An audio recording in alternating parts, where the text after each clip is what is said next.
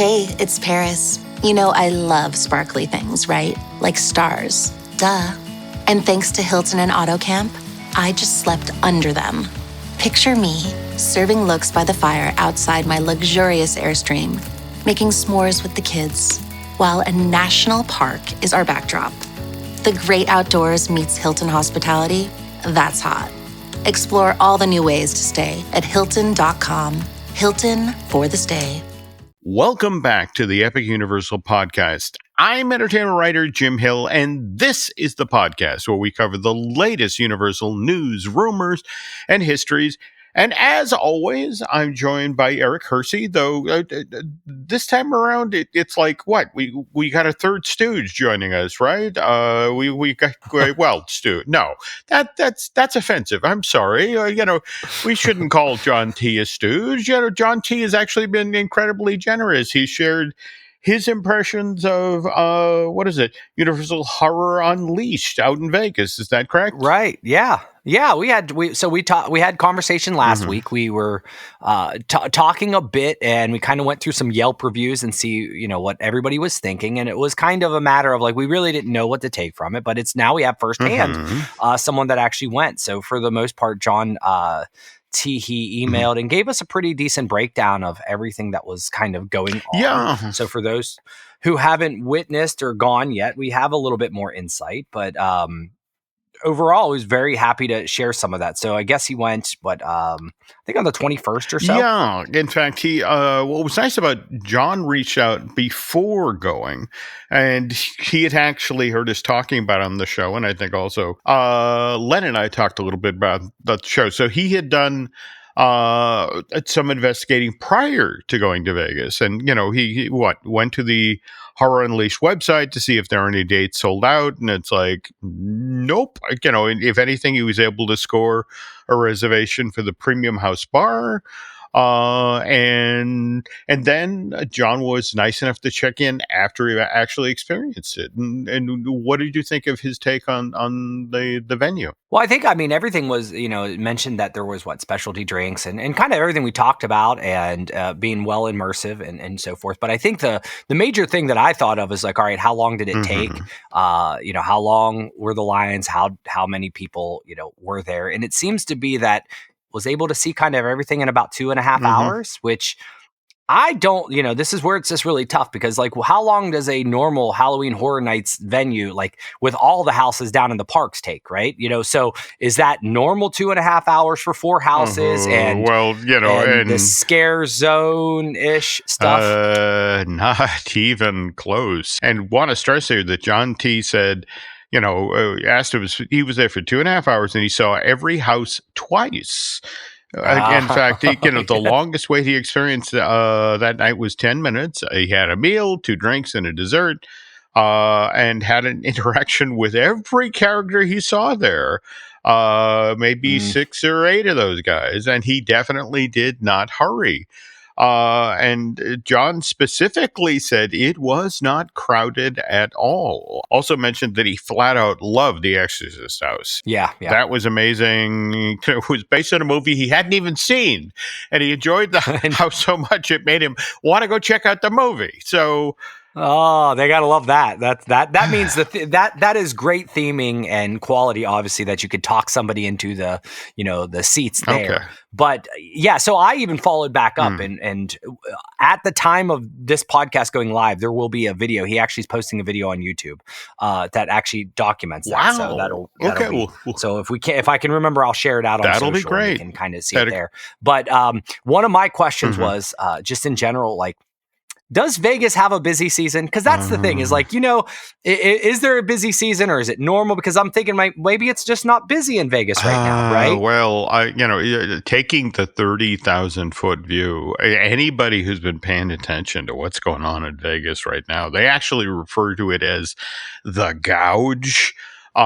They have had a fall off everywhere. I mean, the airport is, cutting back on the number of flights. There's, hotels standing empty.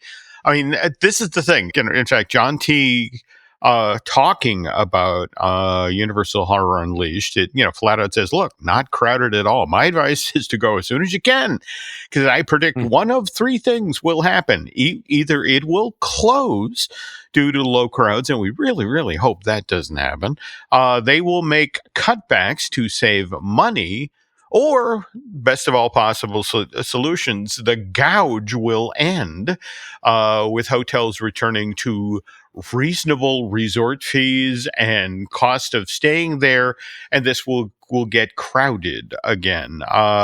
Because John Flatout says, given the level of show that's there right now at Halloween Horror Unleashed, he just doesn't see it being sustainable with the crowds you experience, and that's sad to me. But again, it's like the old thing they say about ocean liners: you start building in one economy and you open in another, and this just may be the situation that Universal opened up this amazing venue at a time when people are staying away from Las Vegas because it's just gotten too expensive. And I gotta tell you, this cannot be what the people who are doing the Wizard of Oz at the Sphere want to hear either. Right. So tough time to be opening something new and ambitious in Vegas is just what I'm saying. And well, I got to wonder how the crowds are in Chicago, because I don't know if they broke ground on that yet, but isn't that the second Horror Unleashed is being in Chicago? Yeah. So it'll be interesting. I mean,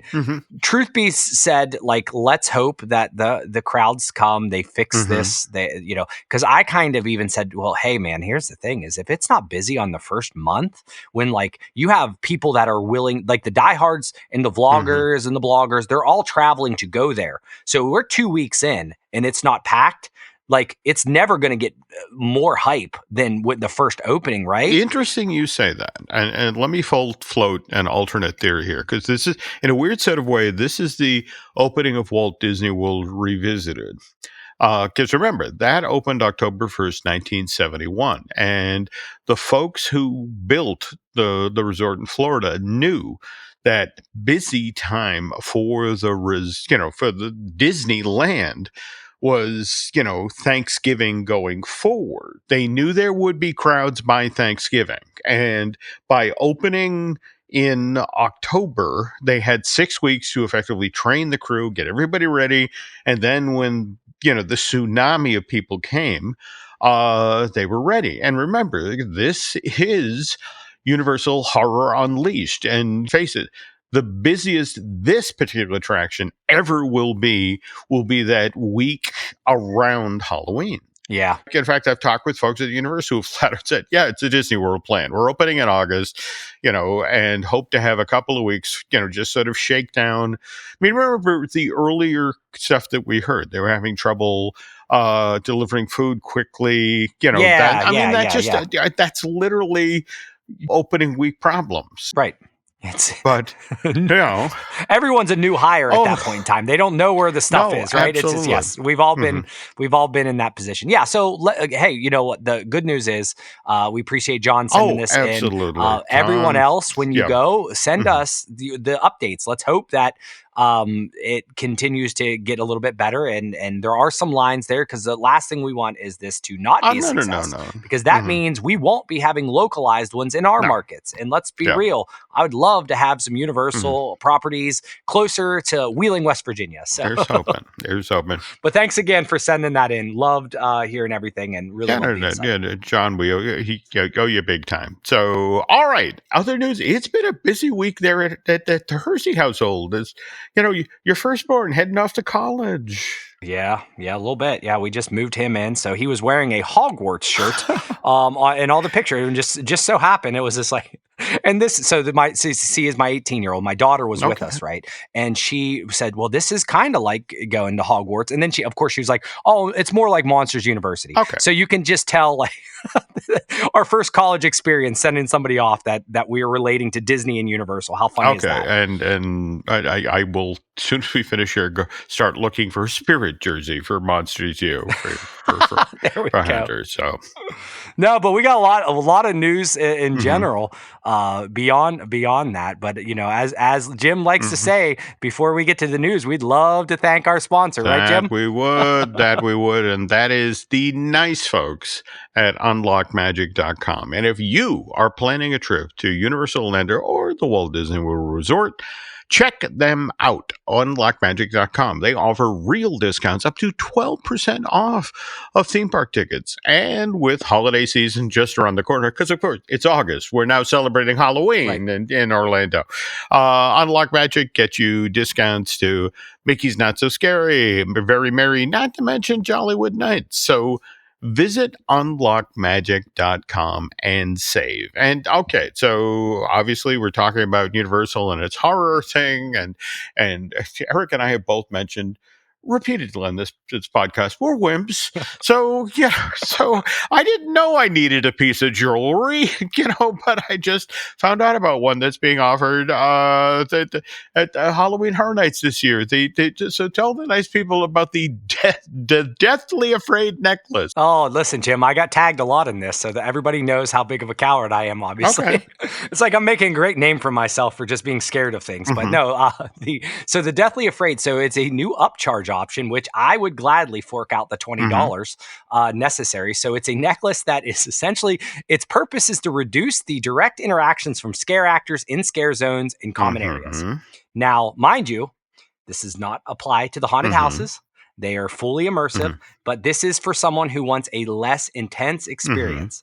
So, and it's obviously not a guarantee, but obviously they're going to look at this and I'm sure they're going to be well trained to know, like, all right, here's somebody that doesn't necessarily want to get messed with. Jim, I don't know if you've been on Twitter or X or any of the platforms. Have you seen the scuttlebutt on this so far? No, I have not. Oh, it is so controversial for something that doesn't seem controversial. For those out there, believe the aspect of, if you don't want to be scared, don't go. That is a very heavy part of the online chatter. And then the other ones are like, hey, we can enjoy this too, kind of deal. Well, and not to further muddy the water here, but our buddy BioReconstruct, our eye in the sky, actually has a feet on the ground suggestion that I never knew about.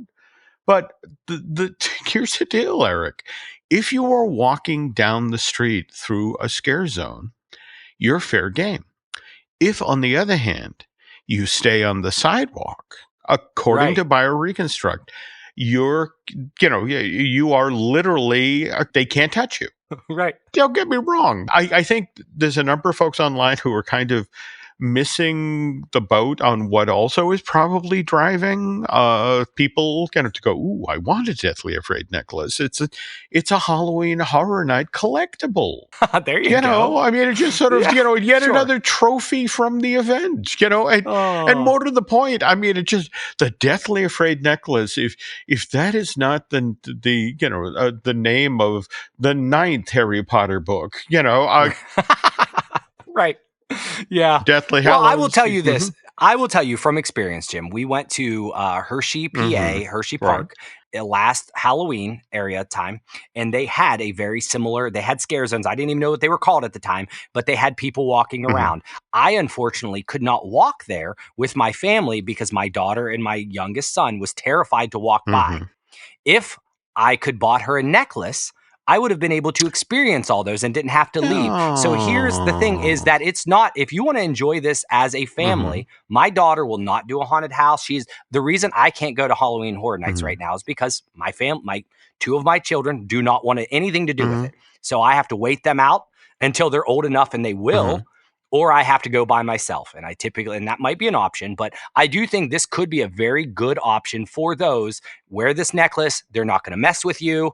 And I can walk down the street and experience it my way, but they can be over on the side and experience it and not have to worry about it. So I think there's a healthy alternative here. I totally agree. And more to the point, in fact, it's back to BioReconstruct. And he was, again, he's on the ground in the parks all the time. And he was just enthusing so much about the cat lady scare Oh zone, yeah. that they're Hmm. building at the park right now, and how amazing it looks. And it just, so the fact that you could wear something like this and you could go and appreciate the craft. I would do it every day. Yeah. Like that's the thing is I even sold by Eureka's truck. I'm like, now if they have it in the houses where it just says no jump scares, like that's the only thing I'm not scared of horror stuff. Like I'm not bothered by horror like that. John, I just don't like people jumping out at me. Like right now, if somebody jumped out at me, I'd probably Hmm. squeal. Like it's Okay. so that's but I'm just gonna have to get over it, and I will, and we'll go through Well, it. this is life is like this sometimes. Sometimes,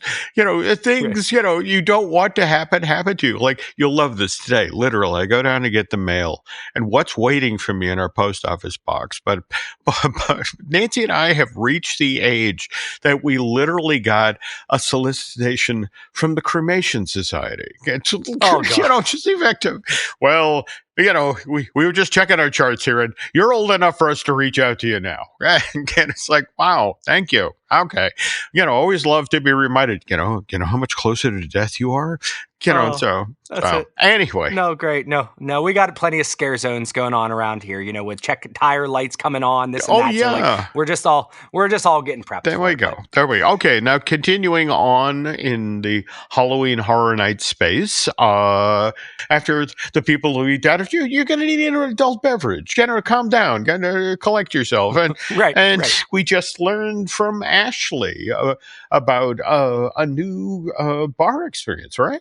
Well, friend of the show, Ashley, she sent a nice little video of somebody walking around Hollywood, and they did their their Instagram kind of like show and everything, and it was casually Mm-hmm. mentioned what was called the Slash Bar, and saw a picture, and it looked like Slash from Guns N' Mm-hmm. Roses, and I specifically was like, hold on, I missed this news. I don't know when it came Mm-hmm. out or what it is, but like, why does Slash have his own bar at Halloween Horror Nights? So I said, well, we're going to talk about that on the show because I have questions. But it's a pop-up experience, and it has pretty much interactive. It's a scare actor dressed in homage of Slash will interact with guests at the bar and essentially play Slash music. Like I don't, Jim, have you heard of this? Is this a new thing? And why Slash? Do you know? Well, first of all, let's be honest here. Slash is one of the coolest people on the planet, so it's Right, kind of a sure. gimme. He's got his own bar at Universal. Of course he does. More to the point, it's John Murdy, the creative director of Halloween Horror Nights out in Hollywood, who's riding herd on this, and John's a smart guy. Just one of these things where it's like these are these little things that make people go, I think I need to buy another ticket to Halloween Horror Night. I need to go back. I kind of spent too much time in the Right. Slash bar. I didn't see the rest of the bar. So no, Right. this is a smart play, especially out in that side of the country where they want the locals to come back multiple times Yeah. to experience Halloween Horror Night. So Yeah, it had a lot of cool drinks and food. So I mean, and yes, I guess a scarecrow dressed as Slash is something worth Mhm. seeing. So I just was very curious and just thought, oh, that's a weird tie-in, but I'm all for it. No qualms here at all. Speaking of which, though, again, catering to certain audience segments, I only know about Chainsaw Man because of my daughter Alice. I figured when I put this in the news, I said Jim will know about this in some weird way. Yeah, it is a wonderful anime series, and it's just the notion of, well, and given that if you've been to a Halloween or Horror Night and the chainsaw brigades that walk through the parks, the fact that Chainsaw Man is now added to the mix, well, of course he is. Of course. But yeah, it's a wonderful show from 2022, right? Yeah, well, this is the first I've heard of it, but I also am not very much. I haven't paid too much of into anime. My son does like that stuff, but not enough that it crosses over to Mhm. me. But it sounds like they're popular Mm-hmm. characters and they had the Yep. names and so forth. But they're battling the Halloween Horror Nights Devil Mhm. and the army of zombies. So this is like you said, it's adapted from a Japan show, and I think they might even there's some elements that were over in Universal Studios Mhm. Japan. a couple years ago. So I think there are some elements there, but now he's we get to see Chainsaw Man come to life over here. And I think he's got like what, a pumpkin head? Does that sound right? He just literally, I mean, don't overthink Eric. He's a guy with a chainsaw for hands.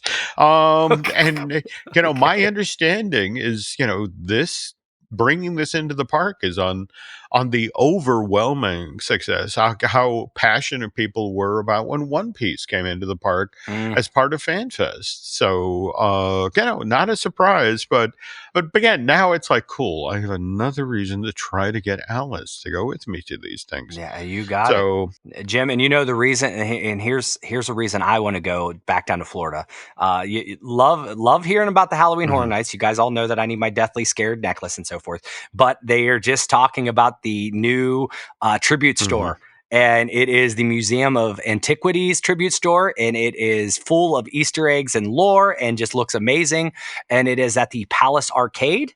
Have you got to see any of the pictures yet? I have not, but what I find intriguing about this is a new location for the tribute store, isn't it? Because we had the one down on Hollywood Boulevard, right? And we have the one they've done, next to Macy's, or right across from Earl the Squirrel. That's right. So I have to admit, I'm intrigued by this being used as a space, and not only that, the whole theme of an abandoned museum. I love it. So there's lots of pictures out there, but for the most part, there's it's like lots of, I don't get them yet because I don't know all of the lore of Halloween Horror Nights over the years. But for those that love Easter eggs, they were making mention of all types of old props. I think there's a giant Frankenstein prop in there. But it looks amazing. I think there's like I think there's a sign of Cthulhu in there. So it's all types. But I live for these tribute stores. I've only got to witness like 3 of them so far, but I absolutely love the tribute stores more than anything. But that's kind of what, for someone like myself who doesn't necessarily want to be scared, but I like the detail. I would love to just go through these houses and see this, because I imagine that's what a tribute store is, almost like a house without the scares, right? And just lots of merch. But I think lots of merch. Yeah, I'm excited. I always get excited about those tribute stores. Okay. So, all right. Moving on now. In fact, I think we mentioned this on last week's show. There was that special that aired on NBC, the Inside the Worlds of Epic Universe. In fact, Nancy was kind enough to record it for me, and I got to watch a little bit of it. In fact, I think you and I were talking after the fact about what kind of leaped out for us watching this show. Well, Jim, what I thought was the best part. Now, I watched pretty much the whole thing, and it's on Peacock now. So if anybody wants to just type in Epic, it'll show right back up. And it's about 40-something minutes long, and it's your standard TV special. But I think the part that I thought was best about this is Spielberg he comes on and he starts talking about the Universal monsters. And I didn't realize this at all going into it. And I don't know if I just missed this, but it sounds to me like the reason we have Monsters Unchained, like my favorite attraction at Epic, is because of Steven Spielberg. Did you catch this? Did I miss that information? Is this that kind of jumped out at me as well, because I'm not going to lie here. I tracked this project very, very closely. I mean, not Alicia, Stella closely, but stayed on top of this thing. The 5 years it was being constructed and developed and all that, and Steven Spielberg's name, particularly into regard to Darkmoor and Dark Universe, didn't hear it. See, right. I'm not gonna lie, Jim. That was struck me as kind of like, hold on, don't you think they would have been hyping this up a little bit more? So, well, I don't know, Jim. Did I share with you the book that I was reading this, or should I say, audiobook that I was reading this last week? Oh, the DreamWorks book, right? The Men Who Would Be King. Right. So I just finished that book, and I try to do my homework as best as I can. I said, there's going to be some stories in here. And one thing that leapt out off the pages, so to speak, in this case is Steven Spielberg is kind of like the golden child in this thing where like they would all bend to anything he wanted to do, even if it wasn't necessarily a good idea. They would just be like, well, Steven wants to do it, so we're going to do it. And I feel like after reading that and seeing this, it's kind of like, and they would always leverage his name and everything. It's kind of odd. Like, did he say, hey, I think this was a good idea and that we should, and they went with it? Or is this more of a, like, after the fact, oh, that was a great idea, I always loved monsters, and now it's a story that they're pitching? Now, we're on the second half of today's show. We're going to be talking about Disney and Universal, and particularly, the bad blood in the 80s and 90s. But you got to remember that back then, when Disney signed the deal in like 1985 to have George Lucas suddenly consulting on the Disney theme parks, for Universal, that was like, what? It was just, it's like, oh no. And Steven was based on the Universal lot. In fact, they eventually built him the Amblin compound. But Universal wanted for lack of a better term, a wonderkind of their own to ride herd on, to help them develop. So it was a very big deal just prior to breaking ground on Islands of Adventure that Universal could talk about, hey, Steven Spielberg is the creative consultant on this park. And Steven was front and center. In fact, Steven has often been credited with the notion of the original catchphrase for the Universal Florida park, that ride the movies. That was what was going to make, the Florida park different for Universal. And as the years have gone by, it's interesting when they trot Steven out. For example, when Universal Beijing opened up, they made a very big deal about Steven being having had a big hand in developing that park. And what was kind of interesting is that in that specific situation, it was supposedly because, well, the Chinese revere the elderly, and, the notion was that at that point, Steven is one of the elder statement of Hollywood.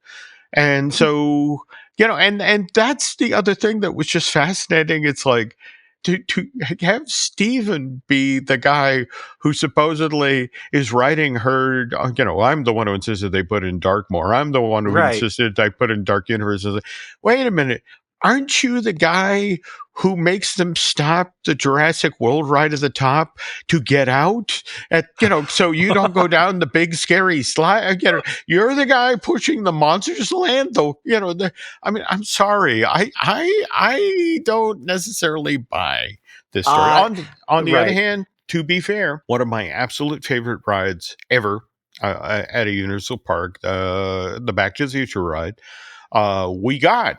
Because again, this is how the Disney Universal theme park world was back in the day. That the Imagineers had just built Star Tours, and here comes George Lucas with his good close personal friend Steven Spielberg, and it's like, I want Steven to ride the ride, and it's like, okay.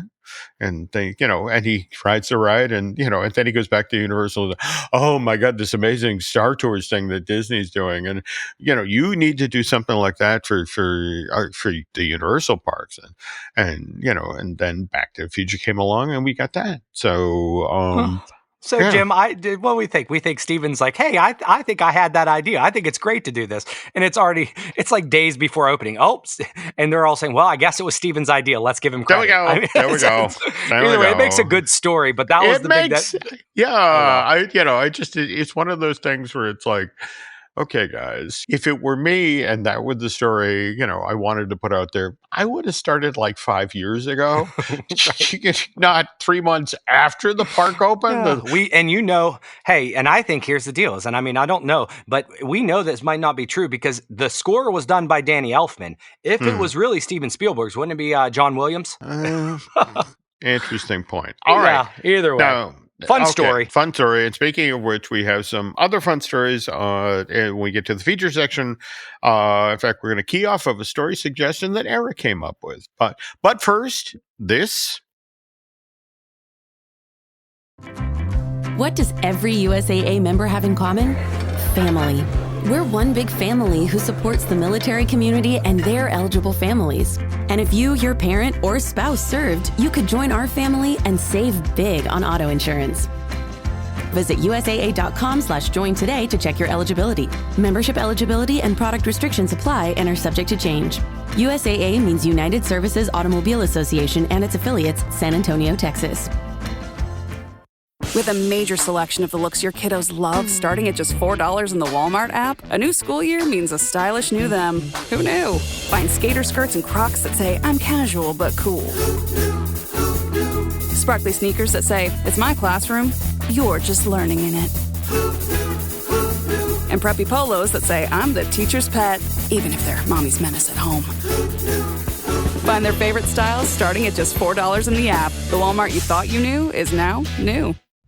This episode is brought to you by Nespresso Virtuo coffee machines. Ready to enjoy the bold flavors of barista-quality Nespresso iced coffee at home? Simply fill a glass with ice and press the brew button on your Virtuo pop machine to enjoy rich double espressos roasted to stand up even when chilled. Refreshingly bold iced coffee. Refreshingly easy to make at home. Visit Nespresso.com to shop now. Okay, we're back. And for this week's feature on the Epic Universal podcast, well, I literally turned to Eric and said, well, look, we spent the last 3 weeks talking about Jaws, which I feel like we should do something about the Universal Park. So is there some story you want me to tell? And Eric said, let me think about it. Goes off, and as he does some research and comes back and says, hey, there's a story out there about how there was an Imagineer who had previously worked with a team on Animal Kingdom. This would have been the early 90s.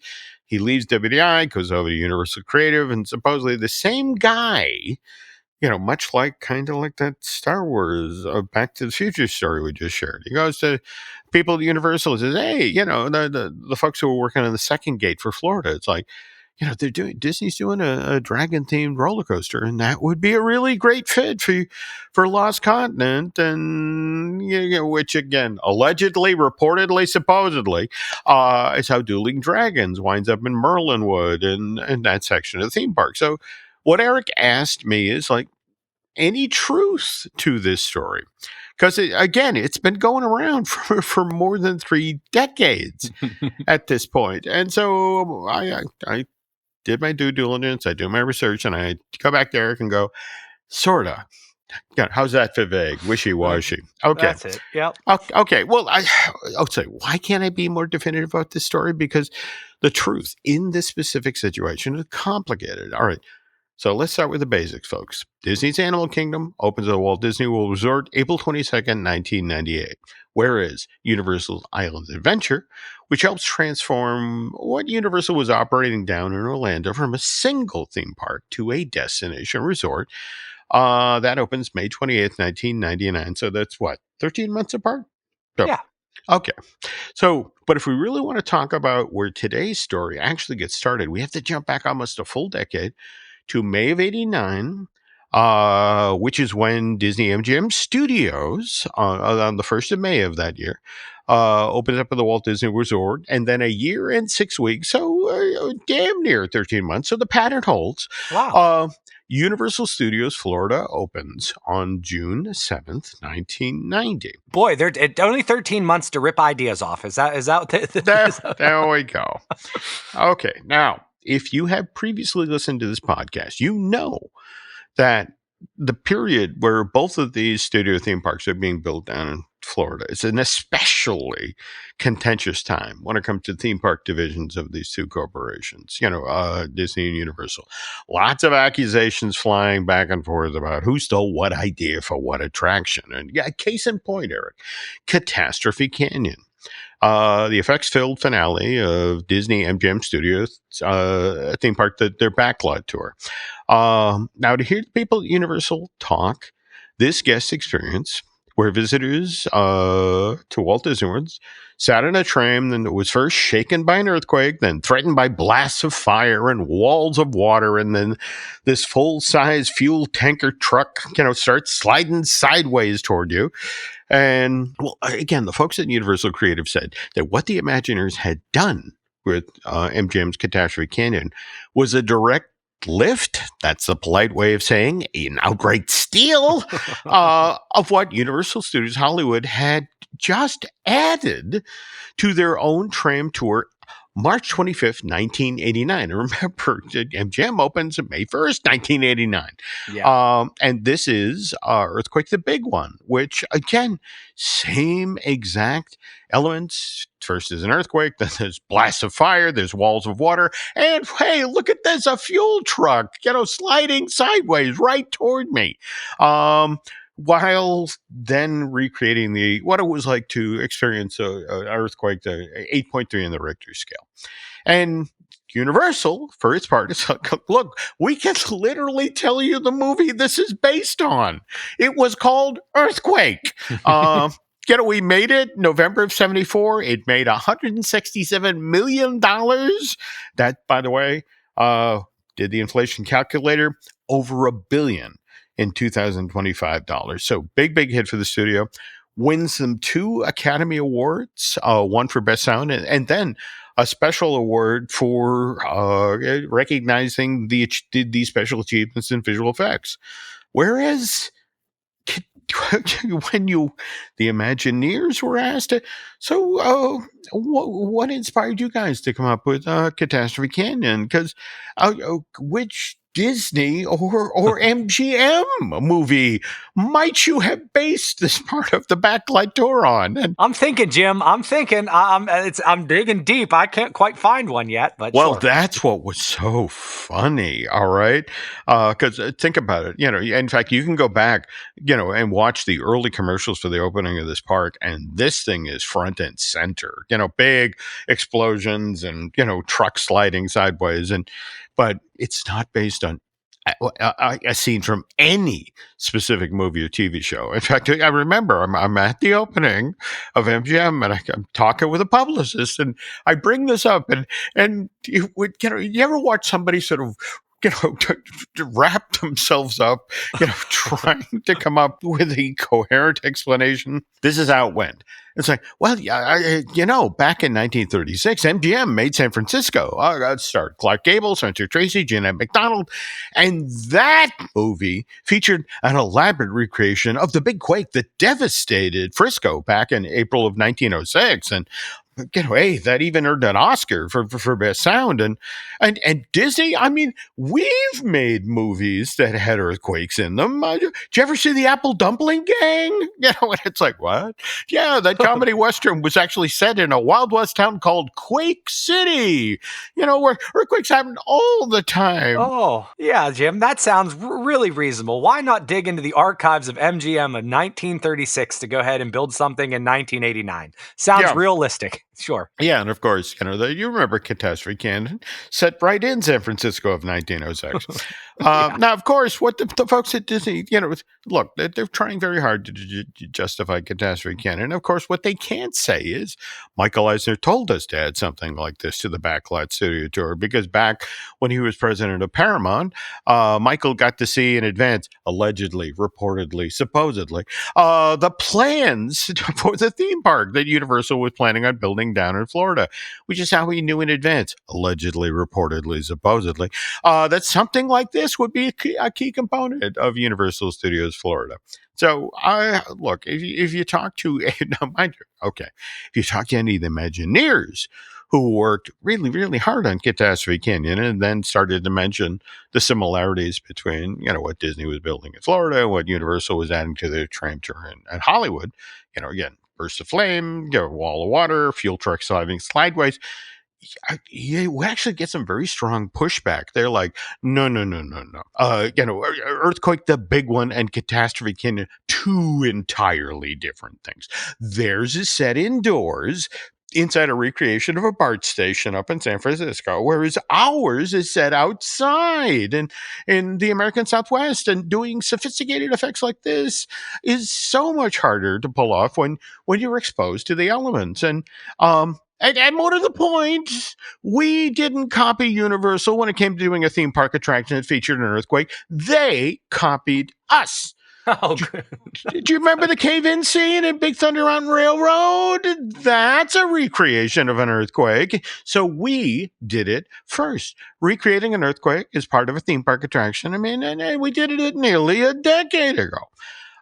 Which Eric is kind of an interesting point to bring up. I mean, the original Big Thunder Mountain Railroad, when it opened, September of 79, did, I mean, all right, it has an earthquake effect, and it was pretty impressive back in the day. I mean, not as impressive as what Universal Creative did with its own earthquake, the big one, with the Hollywood Tramp Tour, or for that matter, with what, the Manchurians did with Catastrophe Canyon. Again, both of these opening in 89.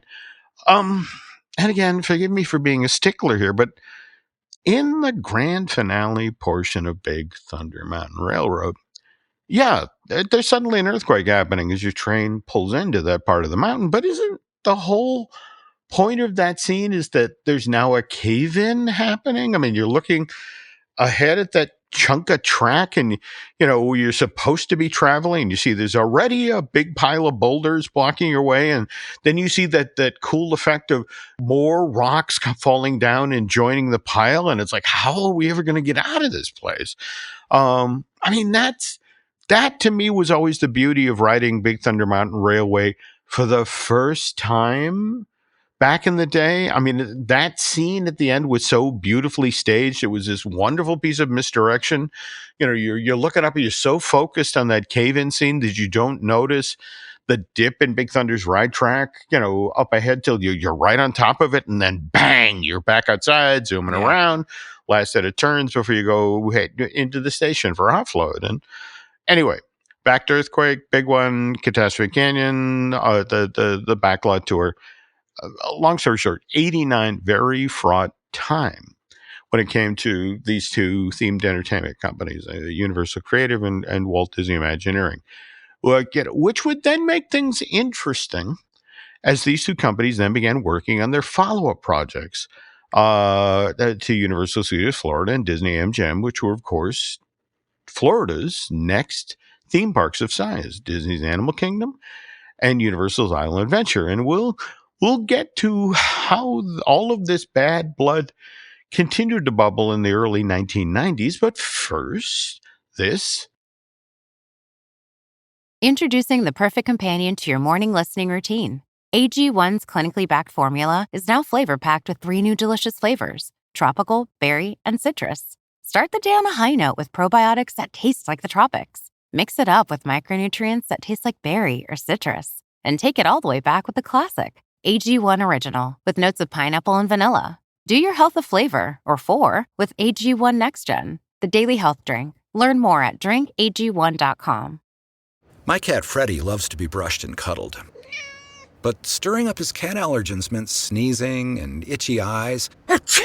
Then I found Purina One Live Clear. It's cat food that reduced the major allergen and my suffering in as little as 21 days. Now, we feel closer than ever. If you have issues with cat allergens, you really need to try Purina One Live Clear. Try new Purina One Live Clear today. Purina One, a difference from day one. This episode is sponsored by Friskies, who would like to tell your cats hi. Now, if that didn't get your cat's attention, there is one thing that always does the trick. Just pour some Friskies crunchy food in the bowl and you'll hear those paws come running. Works every time. With so many Friskies choices, you can always bring your cats running from their secret napping spots. There's always more to explore. See for yourself at friskies.com or visit your local store. And we're back. Okay, so at the start of today's feature, we were talking about Eric's question, to be specific, whether Dueling Dragons, that pair of racing coasters that used to whiz around the Merlinwood section of Lost Continent, opening day land at Universal Island Adventure.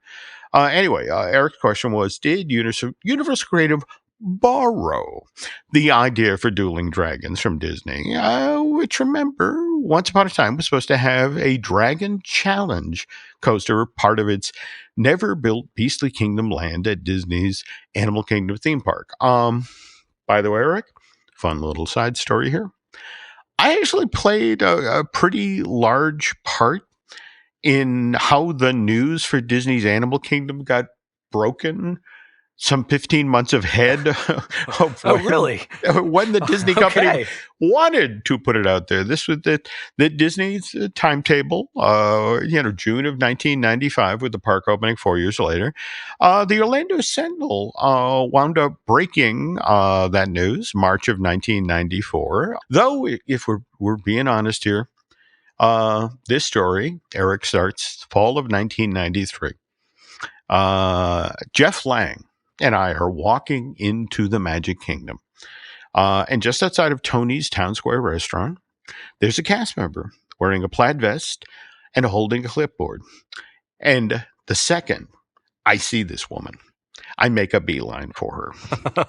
There's a clipboard, wasn't it, Jim? The clipboard got you. No, that's it exactly. You got to remember, back in the day, before the internet, cast members wearing plaid, carrying clipboards meant that the Disney parks were doing a survey, or better yet, recruiting guests for some sort of behind-the-scenes something, a screening, a focus group, something. And honestly, what I was kind of hoping that morning is that Jeff and I would get recruited for, say, work-in-progress screening for a new Disney film. What we got was so different. The woman explained that she was recruiting guests to come watch a movie about something the Imagineers were developing for Florida, a fourth theme park. So they did not know who you were, Jim. They absolutely did not know who you were. Okay. This was before I was infamous. Okay. Anyway, so of course Jeff and I say yes, and this woman signals to her assistant. We are then taken to the backmost theater in the Walt Disney Story. And then after being handed a paper survey and a teeny tiny wooden pencil, we're seated. And after a few more people are recruited for a focus group, another Walt Disney World cast member steps to the front of the theater and says, "In the recent past, Walt Disney World has added new hotels, new water parks, new rides and attractions at each of the 3 theme parks. Today, we would like your opinion on a new theme park the company is considering.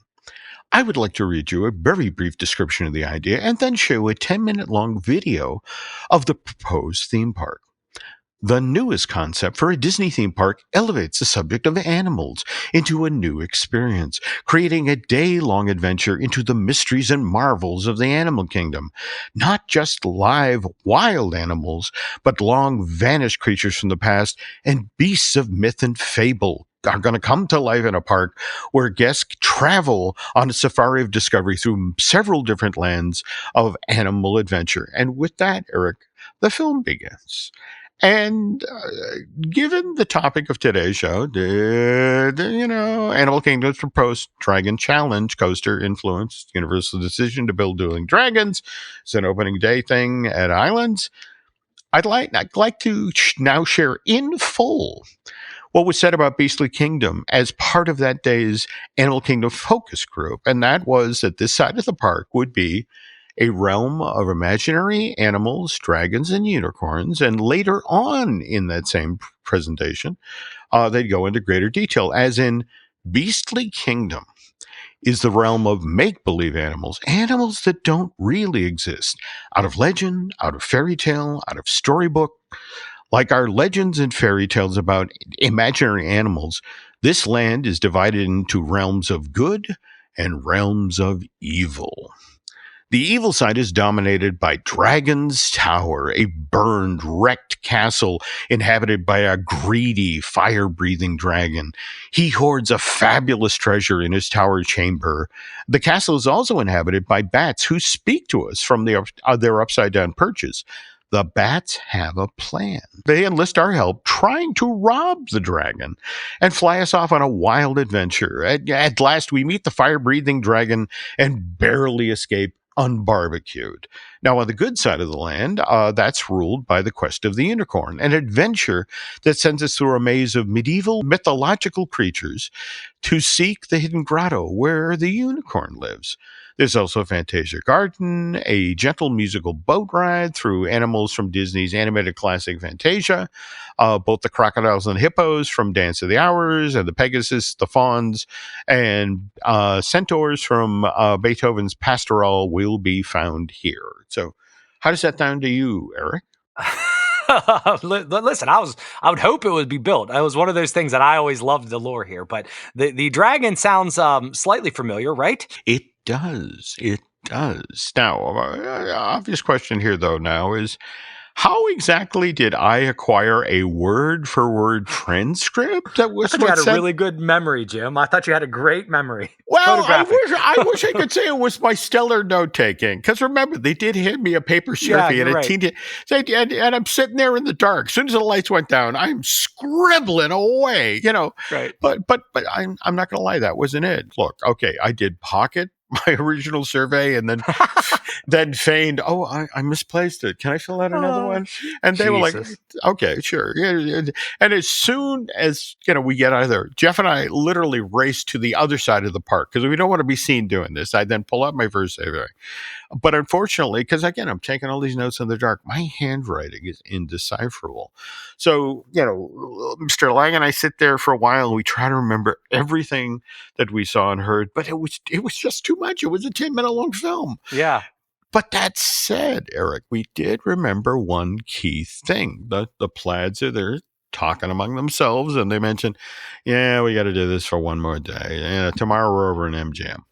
And so very next morning, okay, Jeff Lang and I are over at the Studio Theme Park as the park opens for the day. All right. And mind you, dressed in entirely different outfits, hats, sunglasses. We have made mustaches, right? I wish we had thought of that. We made a deliberate effort to look nothing like those two guys who had been recruited for the focus group, that went into the Walt Disney Story Theater, the Magic Kingdom. And we now begin doing laps around Disney MGM, walking around the park over and over again, looking for that cast member with the plaid vest and the clipboard. And finally, after 2 hours after the park opened for the day, such a person appears in the corner of the animation courtyard, and so Jeff and I, be cool. we casually drift in this direction, and cast member notices us and launches into their spiel about, hey, we're trying to recruit some folks for focus group today, and now Lang and I displaying Academy Award winning level acting. I mean, we hem, we haw. Do we really have time for this? We would really love to see the part, but eventually, okay, we allow ourselves to be persuaded. But yeah, okay. So this time, better. They take us backstage to Disney Feature Animation Florida, and we're in a conference room there. Would you like a cool caffeinated beverage? Like, absolutely, yes. Now, mind you, this time around, Jeff has got his video camera with him. But again, we understand we're here for a focus group, and Jeff makes this very big show of, I'll put it away in its case, and I'll put it here under the conference table. And what the plaids don't notice is as Jeff is placing it onto the table, he hits record. Oh gosh. So we don't get video, but we get full audio. So, So anyway, this is why today we have a full transcript of this presentation. In fact, Jeff, handed off the VHS set to me that evening. I took it home and put it into my VCR. And then over the next day or so, and again, this is how low tech this was, Eric. I mean, I'm literally hitting the pause button every 3 seconds. They type, pause, type, pause, and then I type up the full transcript on my old Mac SE.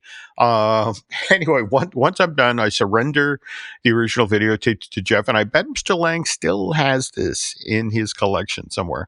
I also give him a physical copy of the transcript, and obviously I had the original on my Mac. So how now does the Orlando Sentinel get involved? Okay, jump ahead another 6 months. It is now March of 1994. And I am sitting in a quiet corner of the Arnold Palmer Hospital in downtown Orlando holding my beautiful baby girl. My daughter Alice had just been born the day before, and Alice's mom is back in her room, still recovering from the ordeal. We Hills have rather large heads, and I'm just going to leave that there, okay? So, anyway, I'm in one of the rocking chairs that Arnold Palmer has scattered around labor and delivery, and my brand new baby daughter is nuzzled into the crook of my shoulder, dead asleep. And Eric, I'm the happiest I have ever been in my adult life. But, there's a side table next to the rocker, and on the table is a copy of that morning's Orlando Sentinel and an old phone. I mean, one of those ones that used to plug into the wall and you had to hit buttons. And the section of the Sentinel that I can see, because I can't move. I'm holding Alice, and I'm new at this holding babies thing, and I'm afraid I'm going to drop her. So I'm a moron. I'm trying to be very, very still in a rocking chair. Okay, right. Just not a really smart new dad. But I can read what's on the open page of the Sentinel, and it's a column by Leslie Doolittle, and she was the paper's tourism reporter at the time.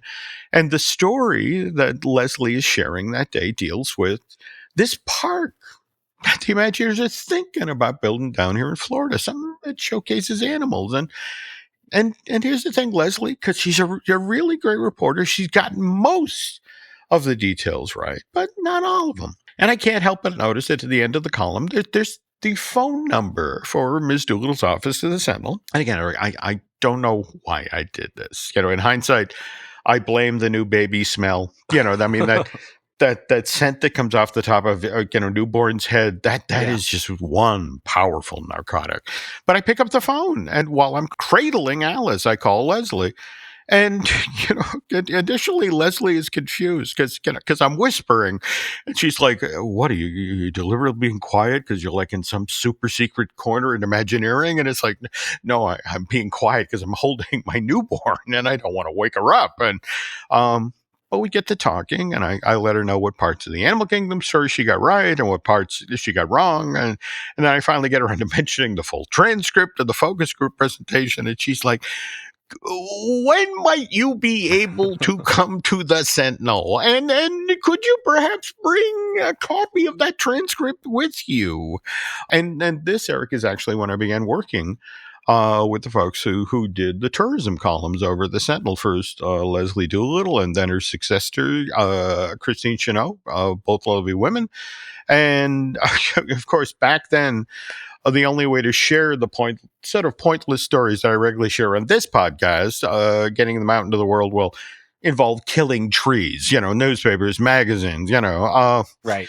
Anyway, speaking of pointless stories, this week's feature for the Epic Universal podcast has already gone on way too long. So how about this, folks? We will pick up the Dueling Dragon story on next week's show, which is when you will learn the real reason we got this racing coaster. It isn't necessarily that Disney, again, once wanted to build Dragon's Tower, and that's the name to remember, folks, Dragon's Tower, as part of the never-built Beastly Kingdom section at Disney Animal Kingdom. But rather, Eric, this is more about the never-built Tooniversal theme park, and how Universal Creative, once upon a time, wanted to build a dueling, well, it was Batman versus the Penguin coaster, which was supposed to have zoomed high in the sky over Gotham City. But again, we'll get to that story on next week's show. And I guess I should warn you folks in advance. I was just warning Eric, I think this is the 3-parter. So well, Jim, I appreciated part 1. I did not know the origin stories of you and the Sentinel in that aspect, and I didn't know how good you are with tiny pencils, or lack thereof, I guess. You were hanging out with people with camcorders. That was a good idea. That's. Well, what do you know? And have you been able to take a survey since, Jim? Have they figured you out? And there's like, no matter what shirt or costume you've been wearing. Again, there's a reason I live out in the woods of southern New Hampshire. You go backstage at Disney, and I believe the term they use is BOLO, as in be on the lookout. That's it. Your name's pictures plastered everywhere. Well, that's pretty fantastic, Jim. Thank you for that. I did not know that, and I'm excited to see. I didn't know a little question about, a little bit of, I guess, Imagineers lifting, or what they say. it turns into a nice story here. So thanks for that. I don't know. Glad to do it. So anyway, folks, that's going to do it for this week's Epic Universal podcast. And again, special thanks to John T. for sharing all of that great info about Universal Horror Unleashed. And more to the point, that's why Eric and I do the show. We love hearing from you folks. We love when you share your impressions about what's what. In fact, the young lady who shared about the Slash Bar, thanks to her as well. She's love getting Hollywood news. So yes, if you guys want to share any of that, we'd be happy to bring it up on the show and talk about any suggestions you have. You can find me at Eric Hersey pretty much on all of the platforms. And Jim, you could be reached as well, right? Yeah, I am on X and Instagram as Jim Hill Media, and then over on Facebook as Jim Hill Media News. And with that, that's going to wrap it up for this week, folks. So thanks again for listening, and stick around to find out what's coming up this month over on the Jim Hill Media Podcast Network. Thanks for listening to today's episode, and if you like what you heard, head on over to Apple Podcasts and give us a review. This really helps get the word out about our shows. We also have some other shows on the network that you might like. Each week, we drop a brand new Disney dish with Len Testa or animation and movie news. Please listen to Fine Tuning with Drew Taylor. By the way, you can also check out Drew's other podcasts, like The Fuse, the official Mission Impossible podcast, which he does with Charles Hood. For all things Lucasfilm, why don't you subscribe to Looking at Lucasfilm with Brian Gahn? Likewise, we have I Want That Too with the lovely Lauren Hersey, our weekly podcast that features the latest merch and the stories behind that merch. And our Epic Universal podcast takes a look at the Universal theme park. So please join Eric Hersey and I on that weekly. If you enjoy theme park history, we also host Manufacturing the Magic with Shelley and Noah Valladolid. That podcast tells the story of how we got the modern theme parks that we enjoy today. Join myself, Len Testa, and veteran Imagineer Jim Schul for our latest season of Disney Unpacked, our first ever video series exclusively for Patreon. These get released first Sunday of every month, and each month we release several exclusive podcasts to help support this video series. I want to thank everyone that supports the Jim Hill Media Network. For more information about our podcast and content, head on over to jimhillmedia.com. So that's going to do it for now, folks. Thanks again for listening, and we will catch up on the next show.